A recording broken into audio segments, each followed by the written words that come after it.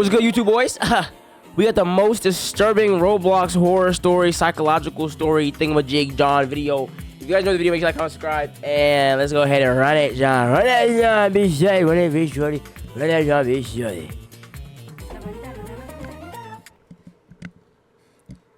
Holy intro. I'm about to say it. No sound? Psychological horror. A special subgenre of Roblox not that good normally, but this one is really interesting. Okay. Oh, I'm excited now. This genre has evolved into its own different redo that intro, Shine. That intro is not getting redone. We need more energy. It's not getting redone. I've played my fair share of these psychological horror stories on Roblox. Some of them have been great, some of them not so much. But I need this video to prove itself to me, bro. As good as the most recent one I played. This game has some of the best visuals, I'm gonna turn it up a little bit. Writing, and representation Volume's I've ever good, chat? seen in this genre, and in my opinion, is nothing short of a cinematic masterpiece. So, without further ado, let's take a deep dive into the most underrated psychological horror story game in Roblox. I played this game. The Moon I Wrought Behind. I did not play that. Oh my gosh. Yo, hold on. I'm not gonna lie. Listen, y'all are gonna hate me. I'm Dante. I pause every 5 seconds. But why I kind of rock with the music? Like, why I feel like this is gonna actually be a very engaging story, bro. Like why? Like, I feel like I just got hit with a proper transition for an informational. Good job, Lily. Good job, Lily. You're doing amazing so far. On to the video.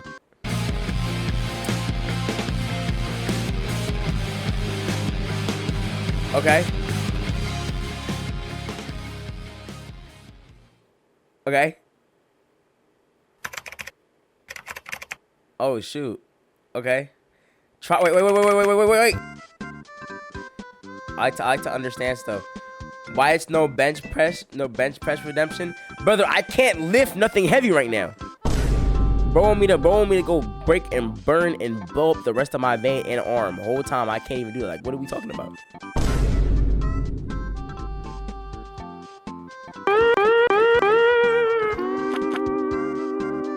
Bro, acting like I didn't just get out the hospital like a week ago.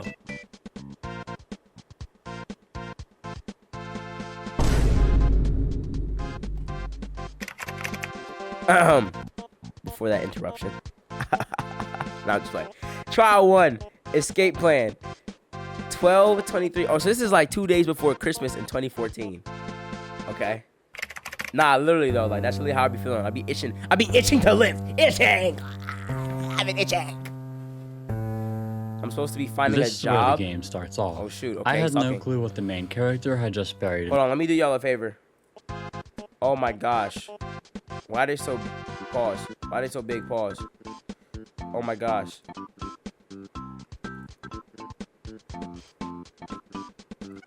Okay. Here we go. Snow at this point, but it probably I can't even wasn't see a all of body, it. considering they left the shovel there to mark it. We were leaving though, so wondering about it wasn't gonna get me anywhere. They mentioned hoping that someone named Devin isn't annoyed with them. As they walked back through the snow, the world around them slowly darkened, and their vision went nearsighted.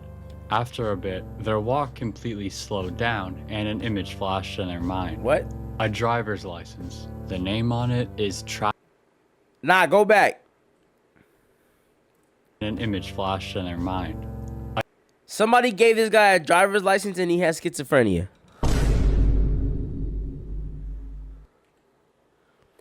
How does that work? Can you drive with schizophrenia? Could you just be driving down the road and then next thing you know, all of a sudden you just start seeing things or hearing things? Like, wouldn't that cause you to like possibly swerve, bro? Maybe I'm just ignorant and I don't know what what it's like to be like schizophrenic and like, you know, actually understand what it's like. And maybe it's not as bad or serious, but from what I hear, it's very serious. And like, it makes it hard to do a lot of things that involve the cognitive function. Bros, it might be all Jersey drivers. Oh my gosh. Okay, yeah, we're just gonna keep going with the video after that one. Hey, it might be Georgia drivers too. A driver's license. The name on it is Travis Rapid. Travis Based off rapping? the date at the beginning Okay. of the trial and the birthday on this card, we can tell he's only 18 years old. Okay, he's And there's 18. a small indicator on the bottom left for a disability, which is schizophrenia. Okay. So our main character Travis is struggling with schizophrenia. Okay. You may know Yes. schizophrenia as the disorder that makes you hear voices and see people that aren't there. Yes. But there really is a lot more to schizophrenia that is generally unknown by the public. Right. You'll see this later in the game, but for now Travis is back on his feet and has made it back to his car. So I wasn't tripping though, chat. You see what I'm saying? You see what I'm saying? It's more than what it's saying. Like, come on. I'm already piecing the puzzle together, bro. I bet. I'm piecing the puzzle together, bro. Yeah, at this point, call me, bro, what's his name?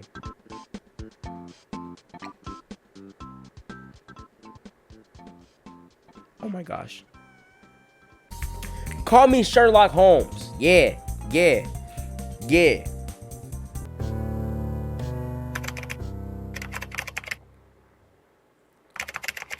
Whew. All right, trial 2, apartment 5. Travis made it back home. There's another person in the apartment, who I can only assume is the Devin figure Travis mentioned earlier. He hasn't noticed that Travis is back yet. Let's hope Travis doesn't catch him off guard or anything when he starts to talk. Well, maybe Devin is a bit annoyed now. Despite a bit of a rocky start to the interaction, Devin apologizes and explains his demeanor is just because he's on edge from everything going on. He quickly changes the topic to Travis's job search, which is something Travis knew he should have been doing instead of whatever he was doing out in the snow. Travis says he couldn't find a job, and Devin is okay with that? Okay, man. He mentions how it's nearing Christmas, and that they both need breaks badly anyway. Travis doesn't really let Devin excuse him though. He mentions how they need money, and how he needs a job. Devin just says he appreciates Travis's efforts. This need for money is really shown when Travis asks what time it is, and Devin literally can't give him an answer because his phone is broken, and Travis doesn't have a phone in the first place. Devin tries lightening the mood again, talking about possibly getting a Christmas tree. Travis knows their apartment is too tiny, and after a little more back and forth... Bro, Travis need to stop talking and stop being such a Debbie Downer, bro. Like, bro, you the broke one that got no money, ain't go look for a job, was sitting there playing the snow, making snowmen, and you gonna be the one talking about something. Nah, we need money. We don't got no clocks. We got no clocks. You don't got a phone, and my phone is broken. Nah! Devin, we can't get a Christmas tree. Our apartment's too tiny. Like, shut up, bro. Like, bro. It's your fault, bros. Weren't you on trial, bros? What's good, bros? He can't help it? Man, nah, bro. He may not have a job right now, and that is technically could be out of his control, but his attitude and actions are in his control. I'm not going to let him not take accountability for his actions and his attitude because of external circumstances. That's not what you do.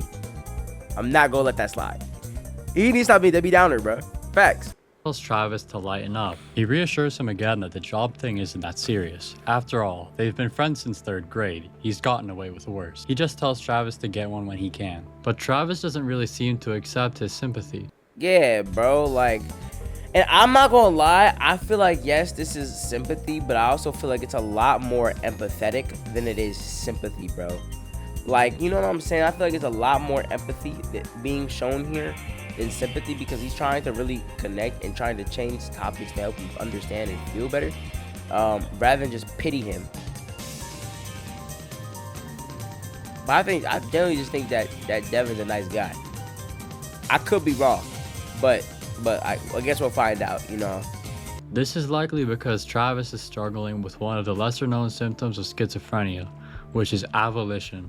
What is avolition is commonly confused for just laziness or procrastination, but it actually is a genuine impairment of someone's ability to turn intentions into actions. It is described as emotional paralysis. People who suffer from avolition and schizophrenia may know that there are things they need to do, but find themselves completely unable to do them, even if those things are incredibly important.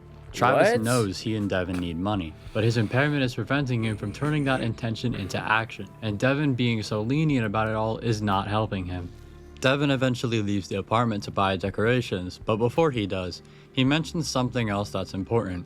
He says he knows Travis isn't that vocal anymore, but he would still appreciate a conversation with him every once in a while. This is likely another lesser-known symptom of schizophrenia Travis is suffering from, which is social withdrawal.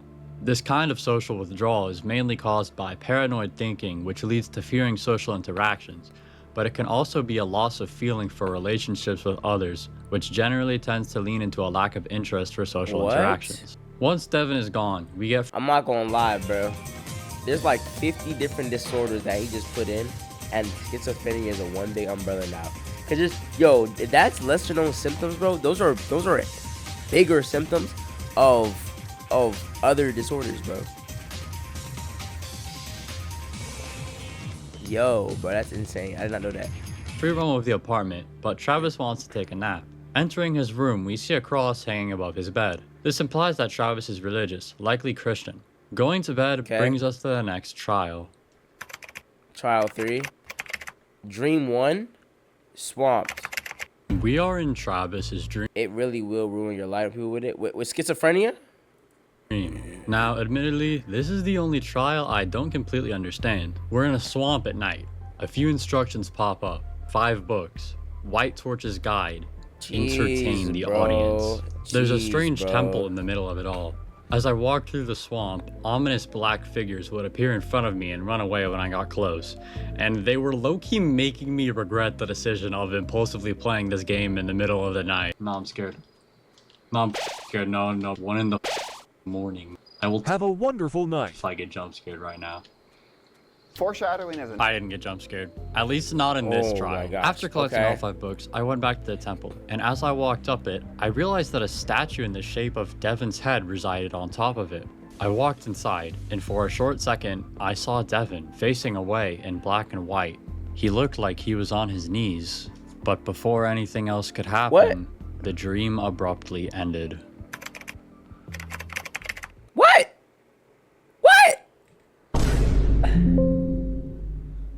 So he just had so he was dreaming, and he had to collect books, and these lanterns were guiding him, and he was in a swamp.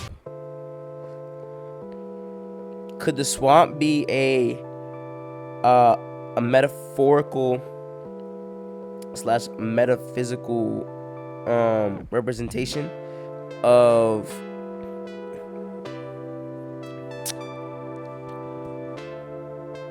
how he feels inside, muddled. Swamps are very murky and muddled, and there's a whole bunch of stuff in very close proximity, which is why they call it a swamp, right? It's also very murky and messy. I wonder if it's like how he feels inside versus emotions, right?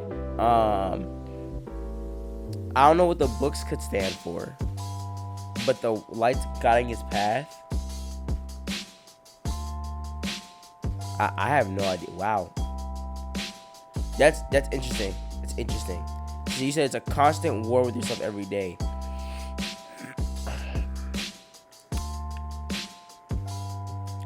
Brother.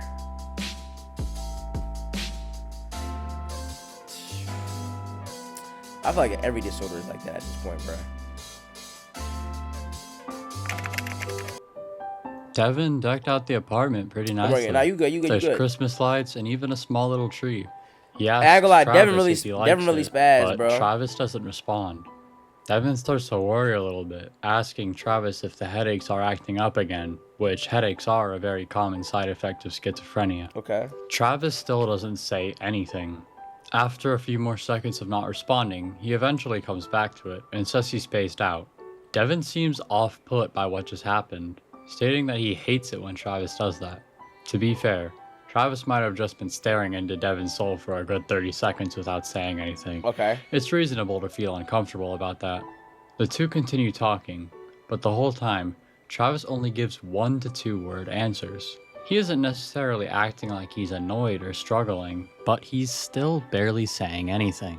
Travis talks like this for nearly the entire game, and this is likely due to alogia, another symptom of schizophrenia. Alogia? Alogia is often called poverty of speech. It stems from a mental dysfunction. Wait, what was that side note? Alogia is often called poverty. Side note, alogia is also not exclusive to schizophrenia. It can be present in a present symptom in autism and Alzheimer's. Often called poverty of speech is the result of an unknown mental dysfunction that results in reduced verbal fluency. I see. Of speech. It stems from a mental dysfunction which results in I'm not gonna lie. Oh, this is a very, very well done, put together video. I'm not gonna lie, Lily, you are doing amazing so far. Props. This is a very well done and put together video, bro. Like, I'm intrigued to figure out what's gonna happen next with Travis. I'm intrigued to see if anything happens to Devin, and I'm intrigued to understand more about schizophrenia and other forms of the lesser known symptoms that are more common in other disabilities. I'm not gonna lie, like, you have me from 3 different angles. I'm reduced I'm verbal intrigued. fluency. For example, if you ask a typical person what they think of something, they'll likely give an expressive answer to state their opinion. A person Okay. suffering from this symptom will still have those thoughts and opinions, but they will struggle to fully express their thoughts. This symptom can unfortunately lead people into coming off as cold or dry, when in reality, they just don't know how to get the right words out. After a Okay. bit of back and forth, Devin asks Travis to get something from the kitchen that he needs. A little strange that Devin can't just get up and get it for himself. Oh, it's a gift. How nice. Travis unfortunately doesn't notice this and tries handing it back to Devin. Devin laughs and says it's for him. All Travis says That's is, for you, not cool. me. After a short pause, Devin explains that he designed the mug himself, made it red since he knows Travis likes red, and he spent 3 hours in his room last night making it. Can we please show some kind of, can we like muster up anything, Travis? Little trees are like 3D too. Anything, please, Travis.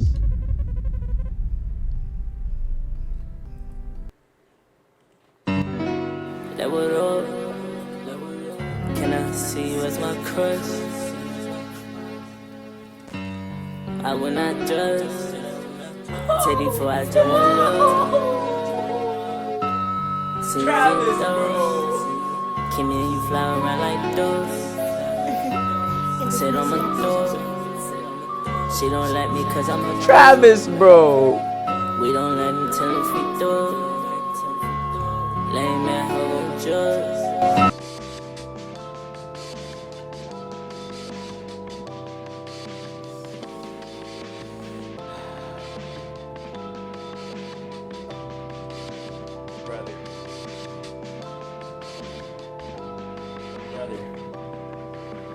Brother. Travis, brother, please.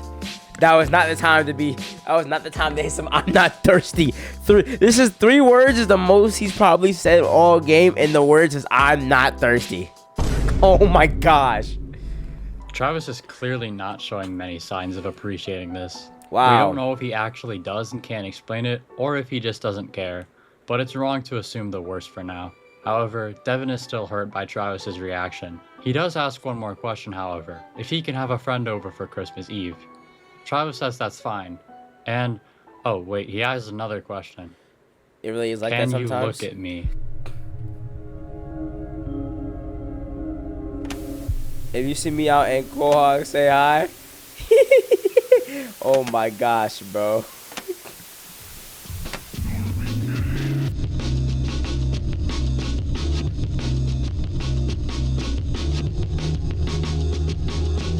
But if you see me at the clown, I'm a talkative guy.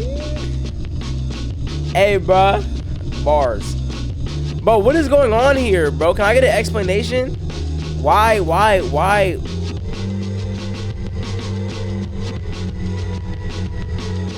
Hello?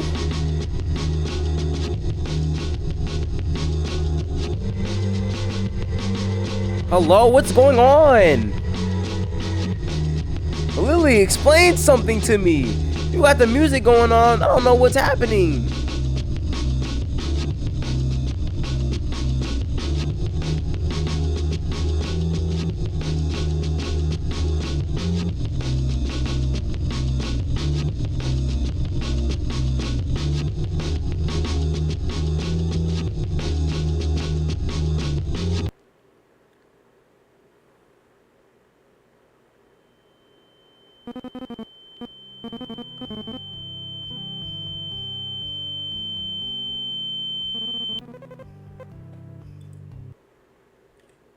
What just happened, bruh?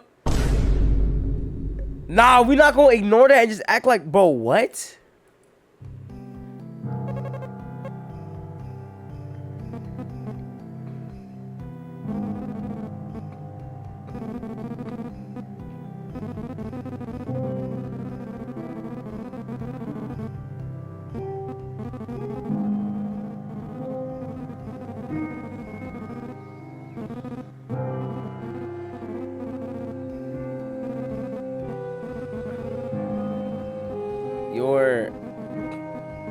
It's not you. I'm sorry. I'm so sorry. You need to get treated or something, man. Please. I know you can't control it, but Travis, I don't know. You're not the same person. I don't know.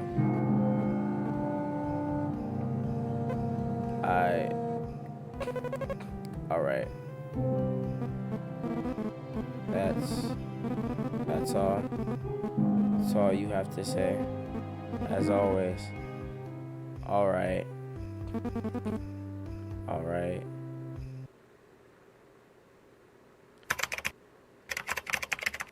Bro, can I get an explanation of what I just witnessed on my screen, please? Travis is outside in the snow, presumably on... Nah. There's no way you just showed that whole exhibit of bro going through... Oh, wait, he has another question. Can you look at me? Everything goes red. He disappears. Press space for a light. Turn it off whenever you sense danger. I'll guide. Find Devin. Check everywhere. You owe me.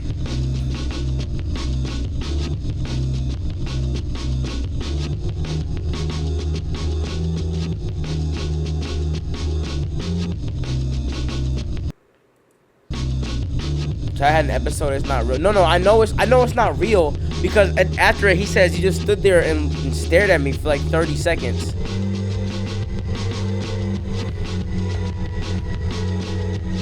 It said turn it off whenever you sense danger.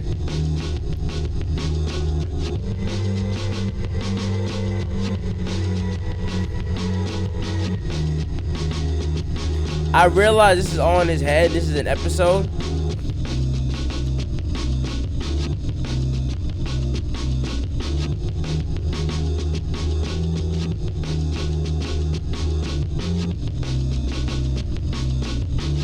But I want to, what I say what happened is I want to know the deeper meaning behind this episode. Why is he feeling like this? Does he feel like he's betraying his friend? Does he feel like he's not able to accurately articulate the way he needs to? Because then Devin's just like, nah, you need to get help, bro. I don't know. I guess we'll find out in the next coming thing. Let's go back to trial 5. I'm locked in right now. I can't lie. I'm overly locked in. This is amazing. Travis is outside in the snow, presumably on a walk. He trudges back to the apartment. He walks inside, and Devin is there.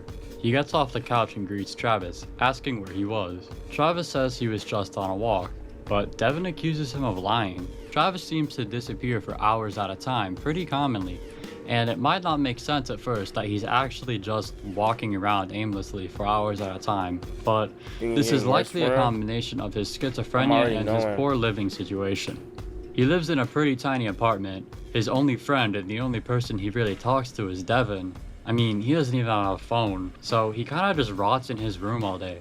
It makes sense why he goes on these random long walks. He may not have a goal with them, but it feels comfortable to not be restrained to his tiny apartment room all day. Right? Travis almost says something, but Devin speaks at the same time, cutting him off, and he decides to just brush it off as nothing.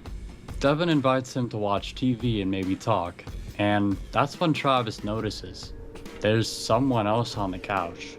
Devin says it's his friend Rusty, and reminds Travis that yesterday he asked if he could bring a friend over. Travis remembers, right? This is just a really unfortunate situation. You never said Travis that. was likely too shook by what happened on the couch last night, and in turn never mentally realized what he had agreed to when Devin asked if he could have a friend over. I don't think he even has the memory of it happening. Devin is reasonably upset about this, Travis had literally told him that he would be okay if Devin had a friend over, but now Travis is saying that he doesn't want him here. Devin just keeps getting more upset about the whole situation.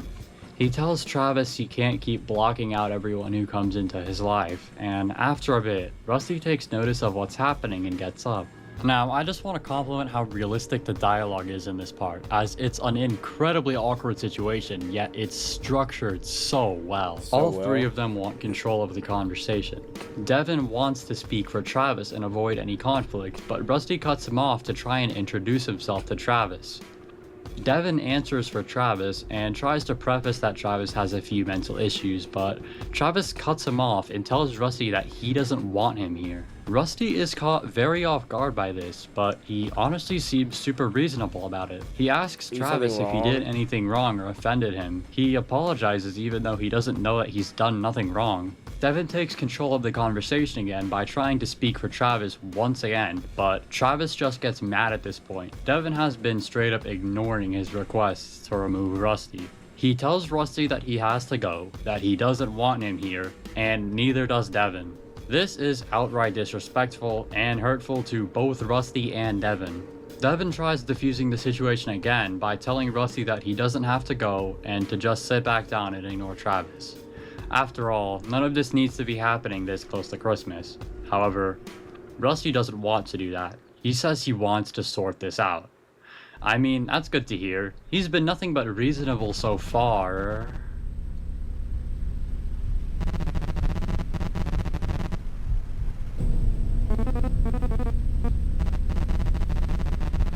I'm not gonna lie.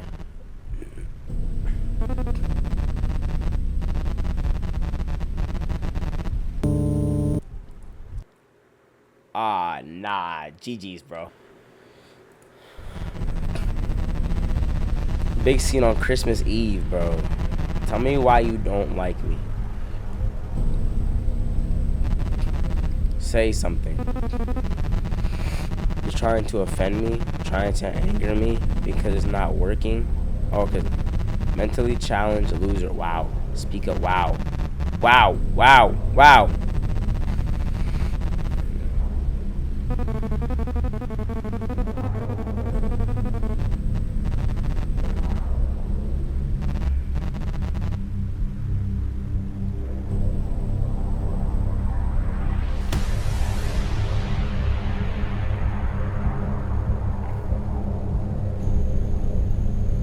Oh, wow.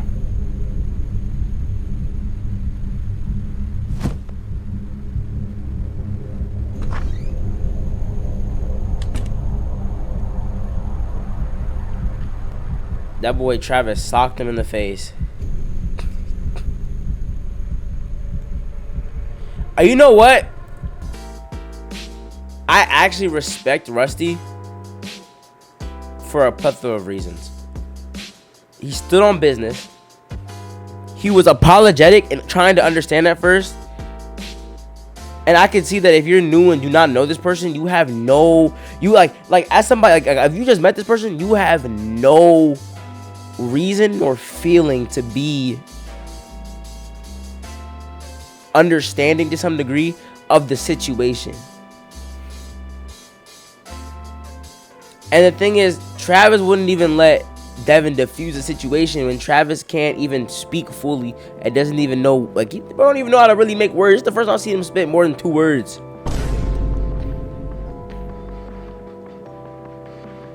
So the fact that that happened, now I'm not gonna sit here and say Rusty was like, he obviously, I'm not gonna lie, I believe he could have had a lot more kindness in his heart.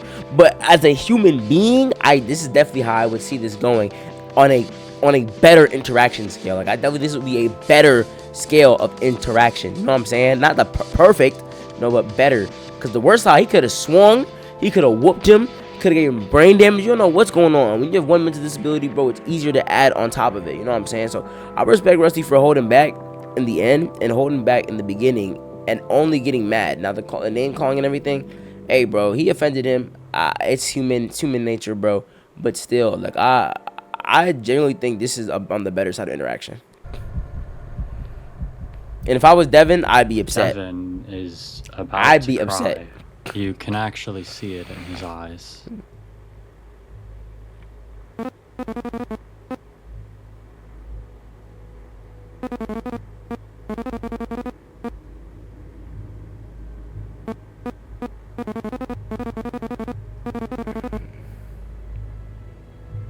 Travis says nothing. And from here, Devin snaps and lets out everything he's been holding in. Intentional or not, Travis's actions have hurt him deeply. He's been a burden to Devin. He's taking away his best years.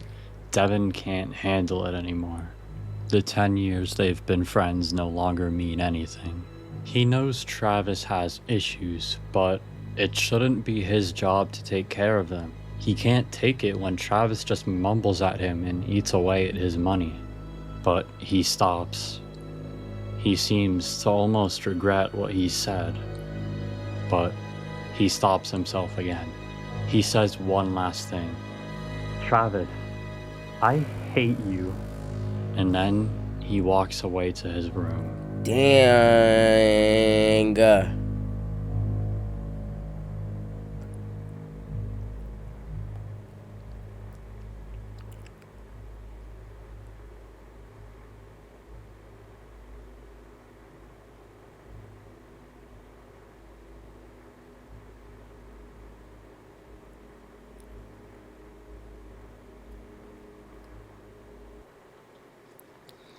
Now, what just happened was an absolute tragedy. Dream 2, and as much as I would Human like to Fly. dive into this all, Travis is having another dream. Since he never talks, we don't know yet if he's remorseless, if he feels mad, if he feels guilt.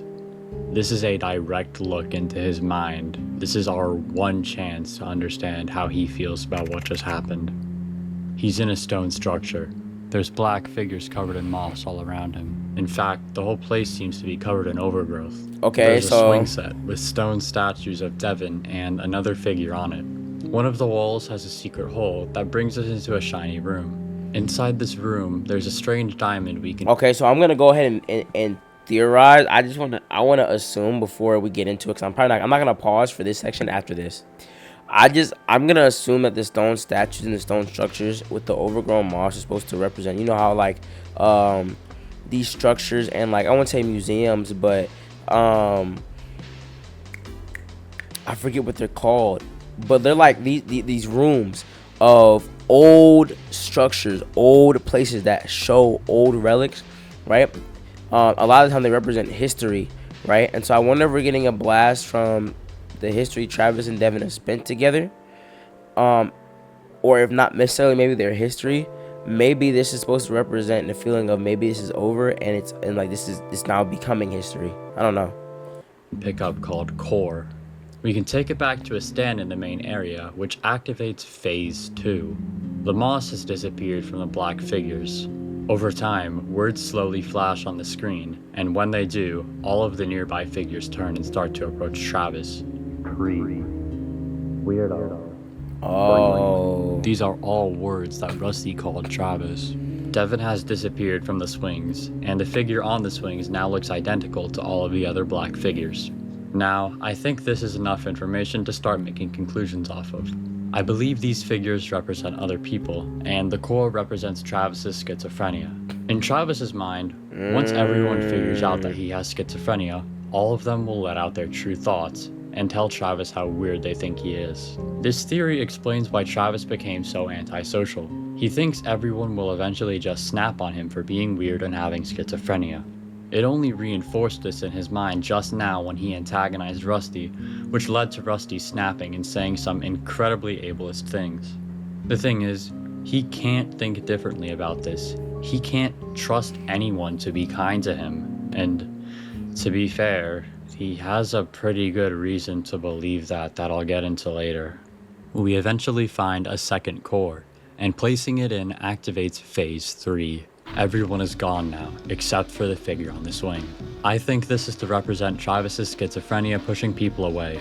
Individuals with schizophrenia often suffer from apathy, which makes them more prone to lashing out and pushing others away. Now, I personally think this figure on the swings is likely Travis. I actually missed something in the first dream, as there is a chance for one of the black figures there to have Travis's hat on. The creator of the game, Terrorman, said in a Q&A that this is because Travis doesn't like himself either. Sure, this figure doesn't have his hat, but I think this is because he doesn't see himself as any different or better than the people who have hurt him. It's clear that he does not think highly of himself. Okay. Rusty's words Okay. are replaced with the last thing Devin said to Travis, flashing over and over again. For a bit, Travis walks around aimlessly, and then he says one thing.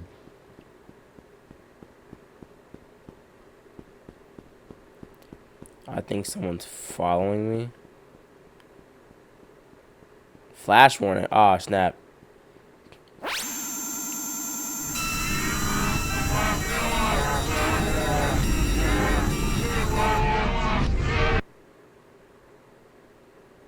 The dream isn't over yet. Travis Dear is brought to basketball, a bro. white base plate. There's a broken swing set at the Dear end, basketball, and it appears bro. Devin is sitting on it. However, getting closer, we can see that Devin isn't actually there. There's some weird structure that painted his figure into the view. Upon closer inspection, it looks like it might be some kind of headstone. This whole time, Travis is thinking to himself, God, I can't believe I've done this to myself. Please don't leave me, man. Let me apologize. Please, there must still be time. It's very clear he regrets his actions. Walking over to the swing set, an image of Travis flashes on the screen, and his face is mangled. This is the end of the dream.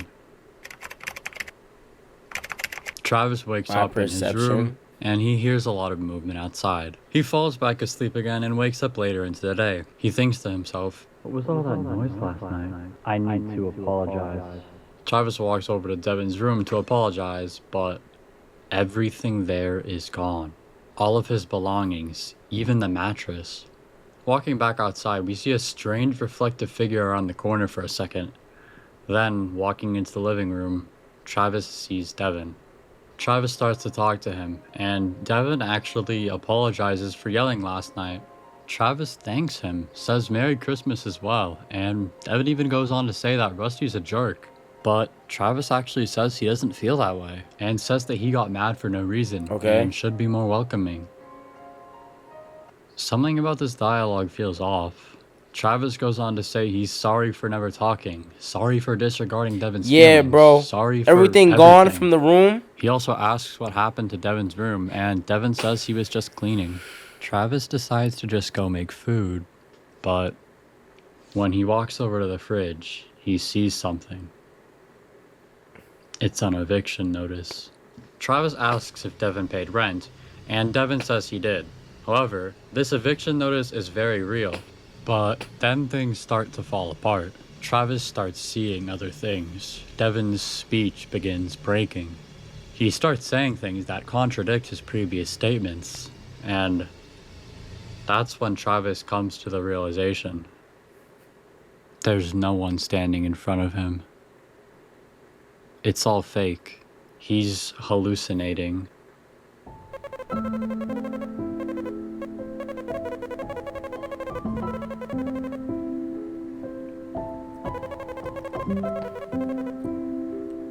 Bro.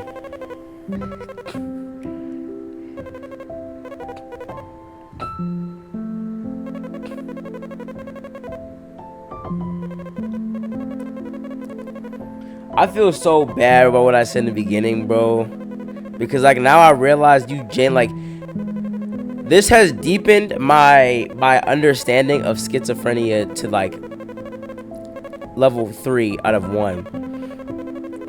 Because before I just thought you just saw and heard things, right? And it gets deeper, but like I didn't know how deep it got. And so I'm sitting here thinking, right? I don't even want to like keep letting this go. I'm sitting here like, okay, you gotta still to some degree be accountable for your actions. You're lashing out at people, and bro's just trying to be nice and do the best for you. But it's like, I guess I think I feel bad about it more so because he's actually guilty and regretful. If he was a moralist, or like he didn't care that he was being like a D-head to some degree, I wouldn't have cared. I ain't gonna lie, cause it's like, all right, bro. Still, I still believe you gotta be accountable for your actions, but it's hard for them to be accountable for their actions. And for me to just immediately off the rip and off the gun and off the jump, just, I guess, say that without seeing what kind of person he was first is something that I realized. Gotta be quicker to listen and slower to speak. So, I ain't gonna lie, this is beautiful, bro. And it's not even done. This is beautiful, bro. This is beautiful, bro. This is so beautiful, bro. Oh, this is beautiful, bro.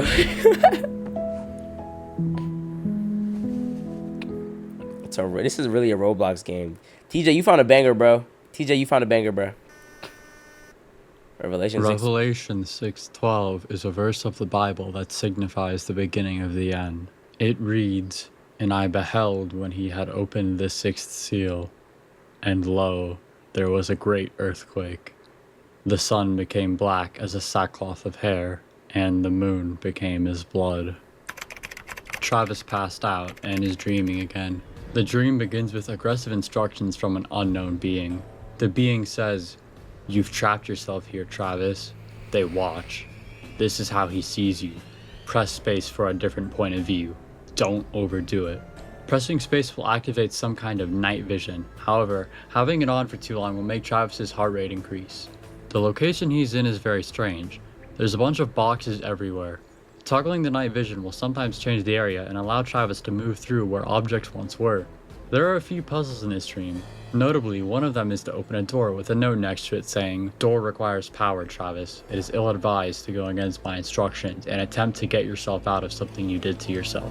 Hence the trial's name, Let Me Descend. This dream represents Travis going to the deepest layer of his mind. There's a whole lot of interesting parts in this environment here that can represent different things he thinks about, but I can't ramble about it all, so I encourage you to check them out yourself in the game. Now, after navigating through the puzzles of this dream, you are brought to a long walk extending out into nothingness, and if you walk far out enough, you blink and are brought to a completely different part of the dream.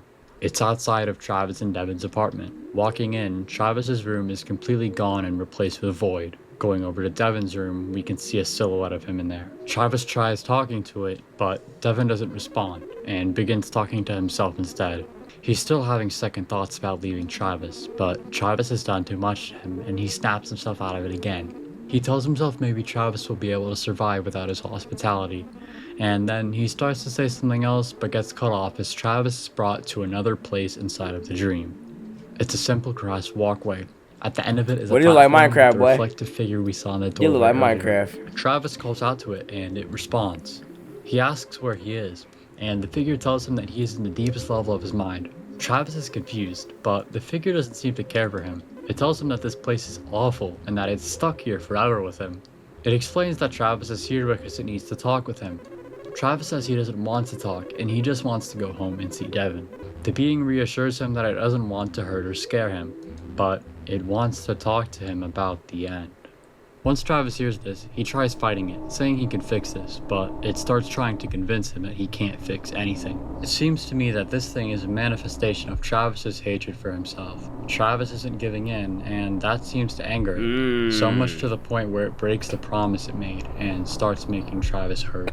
He hasn't given into it yet, but he doesn't have any power here. The pain starts getting more and more intense as it speaks to him.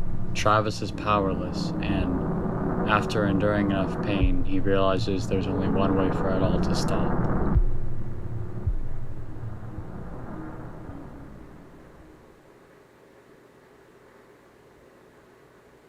Bro, what? Please don't tell me he's going to do it, bro.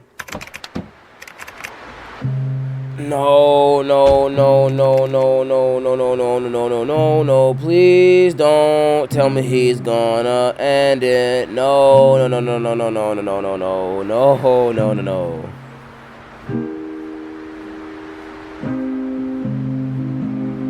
No, bro.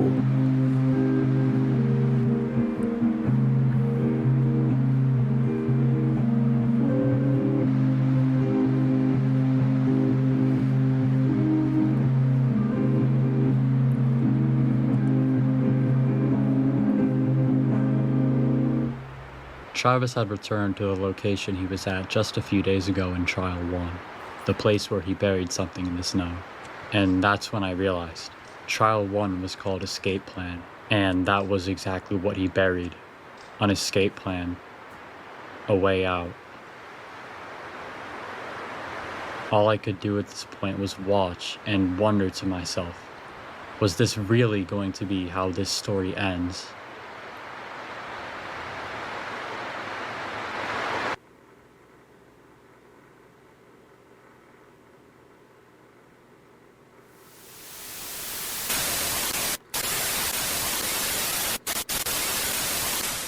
Nah, before we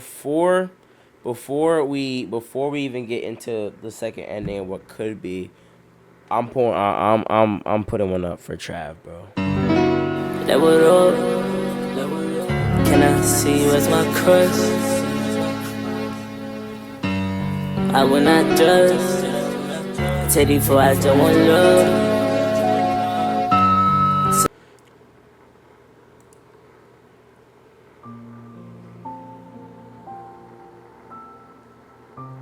No, I know that's the canon ending. I know it is. Whatever they're gonna do here is not is. It's such a unrealistic and probably surreal thing that they're gonna do for the game's sake for a happy ending, but that's the canon ending. You're powerless to stop it. You can't do anything about it. Dang, bro. This is heavy, bro.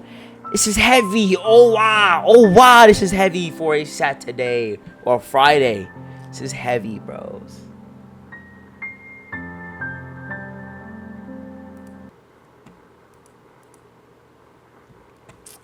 It's a reasonable ending, it's not the true one, but we're gonna see that for myself. R.I.P. Travie, bro. 5. Oh my gosh. Right before Travis walks into the apartment where Rusty is. If you walk past the apartment and into the alley behind it, you will find a hat identical to Travis's and a strange glitching wall called Gateway. Interacting with the gateway starts a cutscene. Various phrases like "Guide me, Lord," "Help me navigate," "One more chance," "Please, God," flash on the screen, along with pictures from trials 6, 7, and 8. Travis is brought to the place where he buried the gun. He walks forward and sees himself lying motionless in the snow. And then, Devin calls his name? He says he found Travis just standing there and was starting to get worried about him. He invites Travis back inside and says that his friend is there as well and wants to meet him.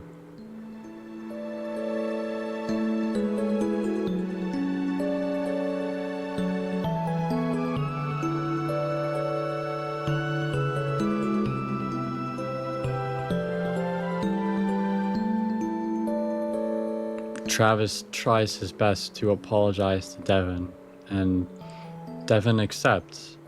Travis then stops for a second to make sure Devin is real, to which Devin replies and confirms that he is. Devin's a little bit confused right now and asks what all of this is about. Travis tries his best to explain, saying he saw something scary and that it feels like he's been reliving something these past few days. Did he basically? Now, is this basically just a Groundhog effect thing? Was Travis seeing his future? He realized Devin would eventually leave him because of the way he acts, what's and this is him good, my doggy dog, bro. Devin reassures him that he's safe, but then something happens.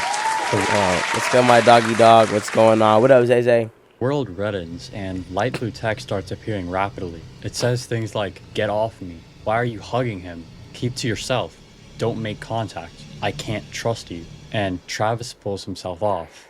I think I know exactly what just happened here. Is the all ending and they didn't fight? Light blue text in this game have been inside of Travis's head. This light blue text is Travis, but it's that different part of himself. It's that part of him that wants to close himself off, to not trust anyone. It's the part of him at the end of Trial 8 that thinks he's unfixable. The part of him that thinks no matter what, he'll continue to hurt people, because it's just the way he's wired. But that's obviously not true. Travis just took a step forward. He was able to tell Devin he's sorry for how he'd been acting, but now he's closed himself off again. Devin brings Travis back inside, and this time he's able to properly introduce Rusty to Travis. He says Rusty will be staying over for Christmas, and Rusty interjects saying it's because of his family. Devin allows him to explain, and he just says he's not on good terms with them and that he won't be a bother. Rusty asks Travis what brings him here, and for a bit, Travis doesn't say anything, bro. You missed a banger video, bro. He's able to say that he's just staying with Devin. Devin then asks Travis if he's okay with Rusty staying, and for a second it looks like something is going to happen again. Travis starts to see red, and it looks like we're going to see a repeat of what happened What going originally on? in Trial 5, but Devin snaps him out of it. And while certainly startling Travis, he's able to say he's fine with it. However, Rusty's a little off-put about what just happened, which is exactly what pushed Travis over the edge the last time. Devin asks Travis if he can tell Rusty, and once again starts explaining to him that Travis has schizophrenia. Is it all really Hey, I going to appreciate go that, down Brody. like this Much again? love. Do some people just never change?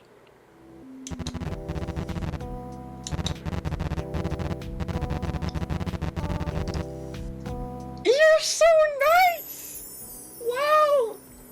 Oh my god. I guess it kind of makes sense how Rusty was respectful. He was very respectful initially before Travis was rude to him. Rusty likely just has severe anger issues. After a little more talking, they all decide to go to bed for Christmas tomorrow, and thus begins our first secret trial. Trial A. This trial starts with Travis alone and sick in the bathroom. But the first bit of dialogue in this scene isn't from him. Well, it technically is. We've finally gotten a name for the light blue voice, and it's the core. It appears that Travis is hallucinating this voice right now as he tells it to leave. It reminds him that Christmas is in 3 days and he doesn't have a present for Devin yet, but that means this must be a flashback as it was just Christmas Eve. Now, this scene demonstrates Travis's relationship with this part of himself. His core thinks that he's a monster and that he just needs to keep his mouth shut, but the real him knows that's wrong and knows that listening to it will get him killed. His core is still trying to convince himself that this is for his own protection, but he's winning this time. Travis eventually remembers that Christmas is tomorrow and realizes that this isn't real. Once the core hears this, it starts to get angry, but it's too late. Travis takes control of his dream. He's back in the deepest layer of his mind from Trial 8, but this time it's snowing and the core isn't there. The platform at the end has expanded greatly, and it appears to be some kind of structure Travis can climb, but the core's presence isn't gone completely. There are crystals shaped like the cores in Trial 6 scattered across the ground. When approaching a crystal, the screen darkens a bit, and Travis says 3 of these might overwhelm me. He needs to tread carefully or the core will take control again. Navigating up the structure, Travis reaches a swing set at the top. Walking up to it starts a cutscene, and Travis sits down on the swings. After a few If you guys seconds, have have version of flash Devin warnings or appears anything next like to that, him. bro, like Travis likely started close reminiscing your eyes. about the first time he and Devin met, but this was a mistake. Thinking about Devin brought back the core. Oh my gosh.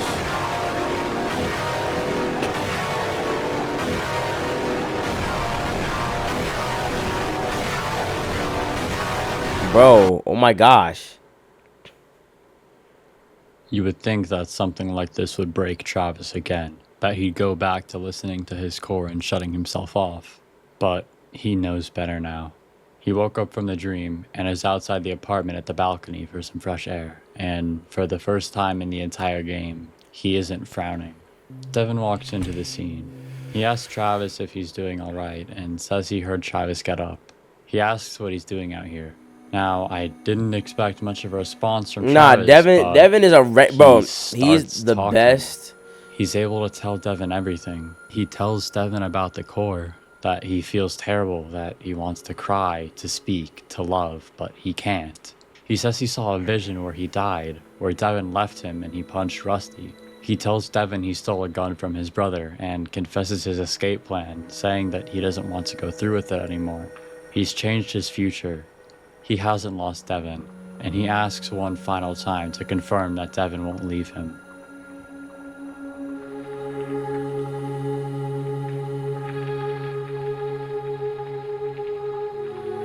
Devin tells Travis he really needs to talk about this stuff more, and he seems proud that Travis has been able to do it 2 times today. However, he does press a little bit too much, and Travis tells him to stop asking, but this time the core doesn't shut him off. Devin apologizes and once again says he'll never leave Travis. He promises. He says he really appreciated talking to Travis and asks him how he feels about it. Travis says he wishes he could talk more. Then Devin says he's heading back to bed and tells Travis to take as much time as he needs. He says to come get him if Travis needs him again and thanks him for opening up.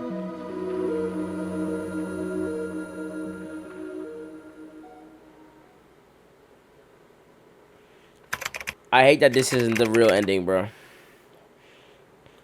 I hate that this isn't the real ending, bro. I hate that. Travis wakes up on Christmas Day. I hate but that. This time, So bad. things are different. He walks outside, and both Rusty and Devin are sitting beside the tree. Devin greets him and explains that he and Rusty have already gave gifts to each other, but he does have another gift for Travis.